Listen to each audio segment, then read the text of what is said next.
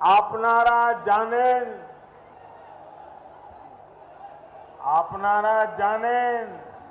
যে আমি চাওয়ালা।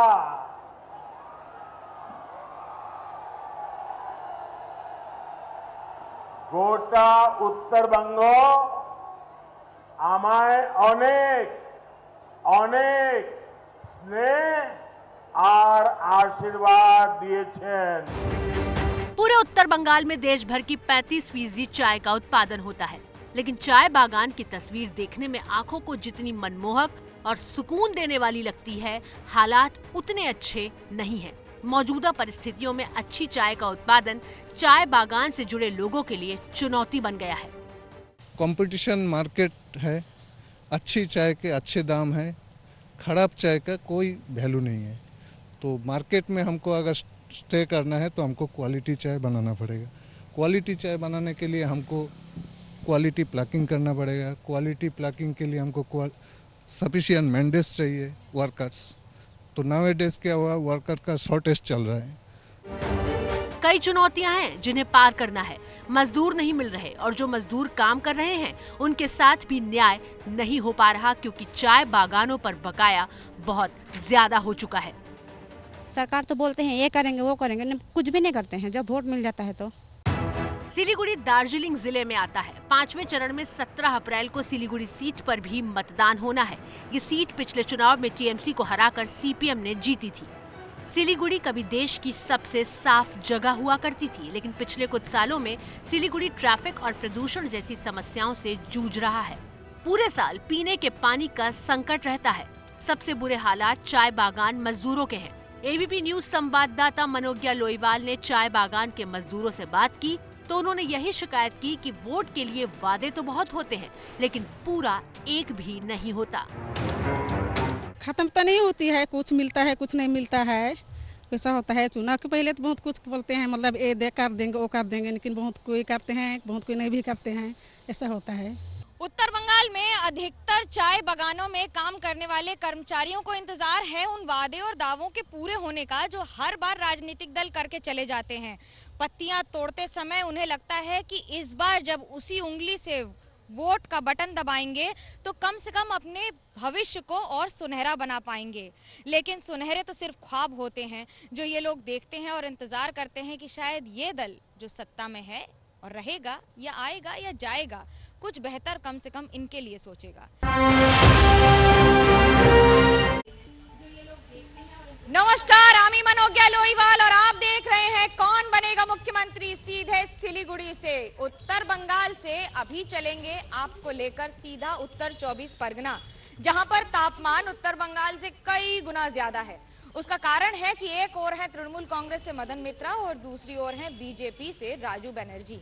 और नेता क्या क्या हथकंडे अपना लेते हैं अपने चुनावी दांव को सफल बनाने के लिए।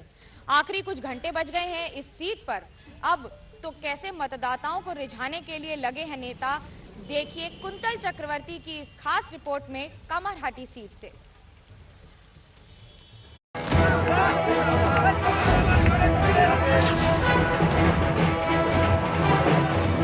ट्रक पर सवार मिथुन चक्रवर्ती के साथ गलियों में घूम घूम कर वोट मांग रहे ये बीजेपी के उम्मीदवार राजू बनर्जी हैं। गर्मी कह रही है कि बस हम ही हम हैं और एक एक वोट के लिए हर पार्टी का हर बीतते घंटे के साथ जंग लड़ रहा है। उम्मीदवारों के लिए सबसे बड़ी चुनौती बढ़ते तापमान के बीच खुद को फिट रखना है।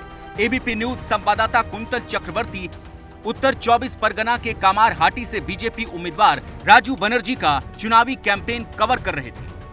इसी बीच उनके लंच का समय हुआ तो थाली में सिर्फ दाल चावल परोसा गया ताकि हल्का खाना प्रचार में मदद कर सके। खेल तो खत्म हो गया क्योंकि दीदी भी बोल नहीं पा रही है। तो देखिए खेल समाप्त हो गया नंदीग्राम में और हम लोग 200 गोल डालेंगे, 200 गोल। कामारहाटी में भी गोल मारेंगे। मतलब जनता के साथ जैसा खेला है, अभी जनता इसको नकार दे रही है। कामारहाटी सीट पर मुकाबला कड़ा है क्योंकि इस सीट पर 2019 के लोकसभा चुनाव में टीएमसी ने यहां 19,000 वोटों की लीड ली थी और इस बार ममता ने इस सीट पर जीत दर्ज करने के लिए हैवीवेट उम्मीदवार मदन मित्रा को उतारा है। मदन मित्रा दावा कर रहे हैं कि टीएमसी सिर्फ इस सीट को नहीं बल्कि पश्चिम बंगाल की सत्ता पर भी काबिज होगी। क्योंकि 2016 में सीपीएम कांग्रेस बीजेपी ने बताया था ये मदन मित्रा को कभी नहीं मिलेगा, वो चला गया, वो मर गया, झूठा इल्जाम लगाया। मैंने लास्ट ईयर क्या था, टीम था, जर्सी था, खाली कैप्टन नहीं था। इस बार कैप्टन है, टीम है, जर्सी है और ऊपर से कैप्टन भी मौजूद है। मदन मित्रा से बातचीत शुरू हुई तो वो दोपहर का खाना खा रहे थे। उनकी थाली में छोटी मछली और सलाद मौजूद था, लेकिन मदन मित्रा ने बताया कि चुनाव के बीच खाने की ये थाली उन्हें 24 घंटे बाद नसीब हुई। 48 घंटा काम करने के बाद कुछ खाना मिल रहा है। कल भी नहीं मिला, सुबह भी नहीं मिला, खाली चाय कॉफी। तो आज जरा छोटा मछली था और ये बस सलाद। अभी तो हो गया ना, खेला तो खत्म हो गया। खेला हो गया है या फिर खेला बाकी है, ये कहा नहीं जा सकता, क्योंकि अभी तो सिर्फ 4 चरण के चुनाव हुए हैं। 4 चरण के चुनाव बाकी हैं, यानी आधा इलेक्शन। नतीजे 2 मई को आएंगे और सबसे तेज नतीजे के लिए आप देखिए एबीपी न्यूज।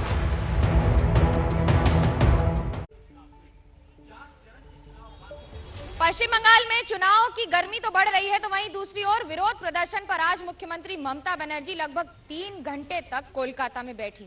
एक ओर विरोध था चुनाव आयोग के खिलाफ, तो वहीं दूसरी ओर ये भी साफ कर दिया कि आने वाले दिनों में बंगाल में दीदी के अनुसार खेला हबे ही हबे। देखिए एक खास रिपोर्ट।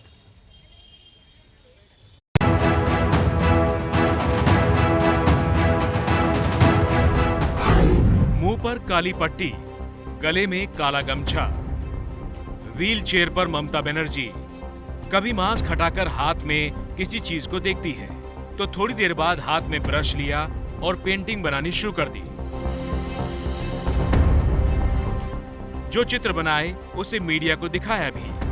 प्रचार पर 24 घंटे का बैन लगा तो ममता बनर्जी ने आज इस तरह करीब 3 घंटे का धरना दे दिया।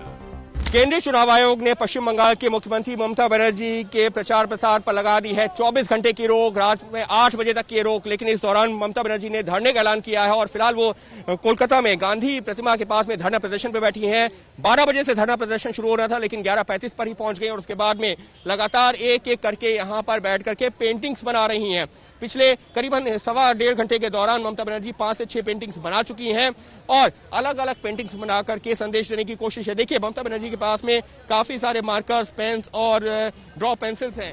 कोलकाता में गांधी मूर्ति के पास ममता ने यह धरना इसलिए दिया क्योंकि उनके विवादित बयानों को लेकर चुनाव आयोग ने 24 घंटे का बैन उनके प्रचार पर लगाया है। दरअसल ममता ने मुस्लिम मतदाताओं को एकजुट होने की सलाह दी थी, जिसकी बीजेपी ने चुनाव आयोग से शिकायत की थी। इसके अलावा ममता बनर्जी ने कहा था कि केंद्रीय सुरक्षा बल बीजेपी के इशारे पर काम कर रहे हैं, इसलिए बंगाल में लोगों को मतदान नहीं करने दे रहे।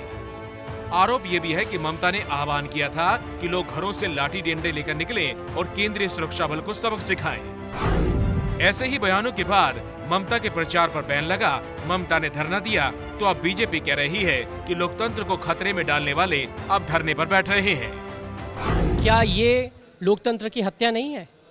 एक धर्म विशेष के लोगों से अपील करना, क्या ये लोकतंत्र को ताड़ता नहीं करता है? और पिछले 10 सालों में जिस प्रकार की तुष्टीकरण की राजनीति ममता बनर्जी ने करी, जिस प्रकार से दुर्गा विसर्जन को रोक के मुहर्रम के जुलूस को हर बार प्राथमिकता दी गई, उसी का खामियाजा आज टीएमसी को भुगतना पड़ रहा है। 5वें चरण से पहले ममता बनर्जी अब 24 घंटे मंचों पर बोलती नहीं दिखेंगी, लेकिन बीजेपी सवाल पूछ रही है। बीजेपी का प्रचार रथ भी तेजी से दौड़ रहा है। बीजेपी अध्यक्ष जेपी नड्डा ने आज बर्धमान में बड़ा रोड शो किया। भारी भीड़ यहाँ दिखी तो उत्तर दिनाजपुर में प्रचार का मोर्चा अमित शाह ने संभाला। दोनों नेताओं के निशाने पर ममता बनर्जी ही रही। ममता जी के 10 साल के राज में टोलाबाजी, तुष्टीकरण, तानाशाही, कटमनी, सिंडिकेट, बालू सिंडिकेट, गोरू सिंडिकेट, चावल सिंडिकेट, हर तरीके का आपने सिंडिकेट देखा है। दीदी ने भी कोई कम जुल्म नहीं ढाए, अनेक लोगों को निर्मम हत्या करा दी और हजारों पर मुकदमे दायर कर दिए। मित्रों, उसने मुकदमे राजनीतिक रूप से कुछ लोगों के सिलेक्टिवली वापस लिए। उत्तर 24 परगना में आज प्रचार मैदान में उतरे रक्षा मंत्री राजनाथ सिंह। उन्होंने भी बंगाल में बवाल पर ममता बनर्जी को घेरा। बोले, बंगाल में बीजेपी नहीं आएगी तो बम वाली राजनीति ही रहेगी। बंगाल में 4 चरण का चुनाव पूरा हो गया है। 5वें चरण का चुनाव 17 अप्रैल को होगा। चुनाव अभी आधा बाकी है, यानी बंगाल के बवाली चुनाव में ना जाने कितने रंग अभी देखने बाकी है। सिलीगुड़ी एक ऐसा शहर जो भले ही 10 किलोमीटर रेडियस से भी छोटा हो, महानंदा नदी के किनारे हो, लेकिन इस महान शहर ने कई झोंके झेले हैं, कई मौसम देखे हैं। आज बात करेंगे उन लोगों से जो इस मौसम के आधिकारिक तौर पर अधिष्ठाता रहे हैं, लेकिन क्या किया उन्होंने जनता के लिए, ये सवाल तो करेगी जनता। लेकिन आज हमारे साथ मंच पर मौजूद हैं बिजन चक्रवर्ती हैं कांग्रेस से, स्वागत है आपका। तृणमूल कांग्रेस से हैं वेदव्रत दत्ता, तृणमूल कांग्रेस की बात रखेंगे, और बीजेपी से हैं सविता अग्रवाल। सविता जी, आप ही बता दीजिए कि दीदी को जब नोटिस जाता है तो चुनाव आयोग पर आरोप लग जाता है कि ये पक्षपात है, कैसे देखती हैं इसको? दीदी ने हमेशा ही ऐसे ही किया है। लास्ट 10 सालों से हमने देखा है, जब जब दीदी पे गाज गिरी है तब तब दीदी ने धरना पर ही बैठा है। ये दीदी की आदत रही है और बंगाल की जनता और पूरे देश इससे वाकिफ रहे हैं। कुछ नया नहीं है इसमें, ये हर बार की उनकी चाल है। वो धरने से डर गई है क्या? दीदी के धरने से डर गई बीजेपी? दीदी धरना ही करेगी, इसका कोई ऑप्शन उनके पास और कुछ है नहीं करने के लिए। धरने के अलावा वो धरना ही करती रही। सत्ता में रहकर विरोध प्रदर्शन, जो गलती है वो सब केंद्र सरकार की है, चुनाव आयोग की है, टीएमसी सब सही है हमेशा। देखिए, बंगाल के आसमान में अभी हिटलर की प्रेतात्मा, वो ऊपर सब देख रहे हैं कि हिटलर की प्रेतात्मा मंडरा रही है और इसको रोकने वाली है बंगाल की जीवित दुर्गा ममता बनर्जी।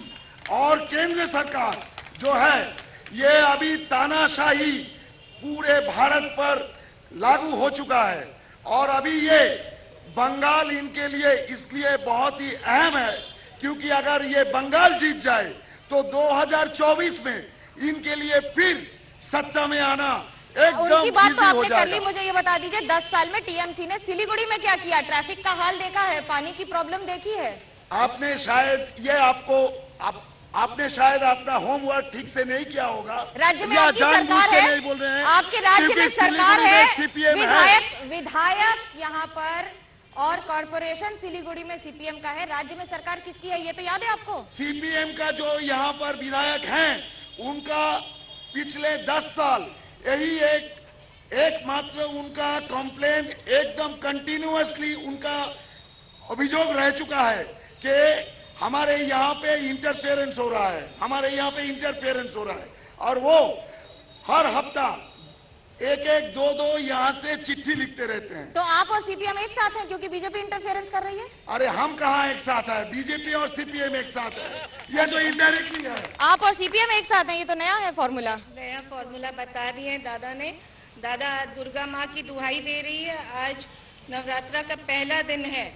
हम लोगों ने पहले देखा है कि दुर्गा उत्सव के दिन विसर्जन पर जब ममता दीदी रोक लगा, नहीं, आपके यहाँ पर एमपी है, सांसद आपके हैं, आप बता दीजिए ना 3 काम जो आपने किए सिलीगुड़ी की जनता के लिए। बहुत सारे काम हुए हैं। हम लोगों ने बार बार उनसे मांगा है। हम दार्जिलिंग मोड़ का जाम का निवारण करना चाहते हैं। हम उनसे बार बार बोलते रहे कि उसको आप सेंट्रल में भेज दीजिए। उनके पास में डीपीआर नहीं है, वो डीपीआर प्लेस नहीं करे। वो चाहते ही नहीं है कि केंद्र यहाँ पर काम करे। उन्हें डर है, उनको सत्ता का डर सता रही है, उनको अपने राजनीतिकरण का डर सता रही है। हमें काम करना, हम यहाँ वो कह रही है आप राजनीति कर रही है, डिसाइड तो कर लीजिए कौन कर रहा है। 2019 के बाद उनका जो सांसद है, उन्होंने यहाँ पे कोई काम नहीं किया। उनका पिछले सांसद आलूवालिया जी एक गांव को यहाँ पर गोद लिए थे, क्या हुआ उस अच्छा, गांव का? आपके विधायक यहाँ से उत्तर बंगाल से धमकी दे मंत्री की अगर वोट नहीं दिया टीएमसी को तो बाहर निकाल देंगे, वो याद है आपको? मंत्री का नाम भी बताऊं? गौतम देव। सुनिए सुनिए, धमकी का बात छोड़ दीजिए, क्योंकि बीजेपी के जो है, अरे बीजेपी के नेताओं का जो भाषा है पहले उनको रोकिए और इलेक्शन कमीशन को न्यूट्रल होने बोलिए। अच्छा, इलेक्शन कमीशन ने 2 आज बीजेपी के नेताओं को जो भेजा है नोटिस, कांग्रेस कैसे देखती है उसको? बीजेपी टीएमसी सबको नोटिस आ रहा है, अब तो पहला दौरा ही राहुल गांधी करेंगे, तो नोटिस का सवाल तो बाद में आएगा।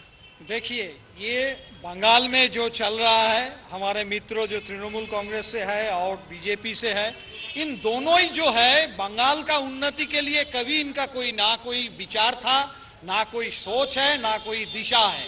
हम देख रहे हैं कि इस चुनावी क्षेत्रों पे जिस तरीका से हिंसा बढ़ रहा है और आपस में इन दोनों जो भाषणबाजी में लगे हुए हैं, इसमें तो लगते हैं कि ये बंगाल में एक जंगल राज कायम करना चाहते हैं और ये जंगल राज कायम करने के लिए ही वो आपस में ये जो देख रहा है, कल हमने देखा है, मैं किसका बात बोलूं, भारत का स्वराष्ट्र मंत्री निर्वाचन कमीशन से लेकर सब कोई निर्वाचनी क्षेत्रों में हर उम्मीदवार का इधर में अभी प्रचार में एक उनका मौका होना चाहिए। मुद्दा ही नहीं है तो खाली चलते हैं सीधा सवालों के घेरे में नेताओं को लेने के लिए। क्या है सवाल?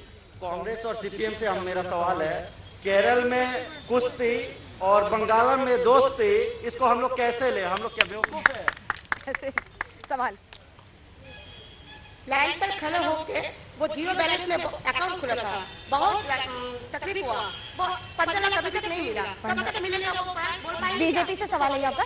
बीजेपी से सवाल सर। हाँ, बीजेपी से मेरा सवाल है, लास्ट 15 ईयर्स 3 टर्म हो गया, यहाँ का एमपी बीजेपी का एमपी है, एक जसवंत सिंह हो गया, अलुवालिया हो गया, बिरादरी हो गया, क्या डेवलपमेंट किया? यहाँ कुछ भी नहीं हुआ। सवाल, मेरा सवाल यही है कि टीएमसी के जो पदाधिकारी आए हैं, सांसद को काम करने के लिए कहां ऑब्जेक्शन होती है, थोड़ी सी हमारे आम जनता को जवाब देकर के जाए कि एनओसी अगर विधायक नहीं देगा तो सांसद काम कर पाएगा क्या, या काउंसलर एनओसी वार्ड में नहीं देगा तो उस वार्ड में काम हो पाएगा क्या? आप ही बता दीजिए। अब साहब को ये मालूम नहीं है कि केंद्र का पैसा अभी पीएम टू डीएम आता है, यहाँ पे स्टेट गवर्नमेंट का ऑब्जेक्शन का कोई बात नहीं है और भारतीय जनता पार्टी के जितने लीडर्स हैं वो आने वाले कल की बात करते हैं, सबका दिखाते हैं, आज का कोई बात नहीं करते। सीपीएम से पूछ लेते हैं, दिल्ली और केरल और बंगाल क्या अंतर है, ये तो बता दीजिए जनता को। सबसे बड़ी बात है कि यह नीति की लड़ाई है। बंगाल और केरल में तो अंतर है ही, जो बंगाल स्टेट में हम लोग कांग्रेस के साथ में अलायंस किए हैं, लेकिन केरल में हम कांग्रेस के विरोध में हम खड़े हैं। लेकिन हम लोग जो पूरे देश की जो राजनीतिक परिस्थिति है, खासकर बीजेपी के कारण हम लोग मजबूर नहीं, हम लोग नीति के विरोध में, बीजेपी के नीति के विरोध में कांग्रेस के साथ में अलायंस। आपके खिलाफ हैं, आखिरी जवाब जल्दी से। बीजेपी के अगर खिलाफ है तो कुछ कहने को नहीं है, पूरा विश्व हमारे जो केंद्र के नेतृत्व हैं मोदी जी को अपना रहा है। मोदी जी ने जो कोविड के टाइम पे करके दिखाया है, पूरा विश्व देख रहा है, पूरा देश देख रहा है और जहाँ पे भी जो भी समस्या रही है उसको मिटाने के लिए make in India, startup Netaji से तो आपके 3 बार यहाँ सांसद रहे हैं। उत्तर बंगाल के लिए क्या किया दिल्ली की सरकार ने बंगाल में, ये भी बता दीजिए। दिल्ली की सरकार बहुत कुछ करना चाहती है। 3 बातें बता दीजिए, चाहती नहीं, 15 साल हो गए। यहाँ के राज्य, यहाँ की ममता बनर्जी उस सुविधा 15 साल लग गए आपको, उस सुविधा को अपनाना ही नहीं चाहती। वो इतना एडी है, इतना उनको ईगो प्रॉब्लम है, उन्होंने कभी भी सामंजस्य नहीं बनाया केंद्र सरकार से। जो भी सुविधा देना चाहिए, कोविड के टाइम पर भी जो अस्पताल खुलने के बाद से जो सुविधा लेने के बाद से, उसमें भी ममता बनर्जी ने कोई भी केंद्र के साथ सहयोग नहीं दिखाया। और सहमत है आप इस बात से? आखिरी जवाब। एकदम नहीं, क्योंकि टीएमसी या ममता बनर्जी काम करती हैं, उनका 64 स्कीम बंगाल के लोगों के लिए जो है वो सबके सामने है। और मैंने पहले कहा कि बीजेपी फ्यूचर का बात करता है, कुछ करता नहीं, कुछ करेगा नहीं। लेकिन जनता इस बार वोट देगी और हमारी भी अपील है कि आप मास्क पहने और वोट जरूर करें। और इस बार आज के इस पेशकश में फिलहाल इतना ही। कल जुड़ेंगे जलपाईगुड़ी से और आपको बताएंगे क्या है उत्तर बंगाल के बाकी इलाकों का हाल। फिलहाल मेरी टीम सुजीत सामल और सूरज पांडे को दीजिए इजाजत। देखते रहिए एबीपी न्यूज, आपको रखे आगे।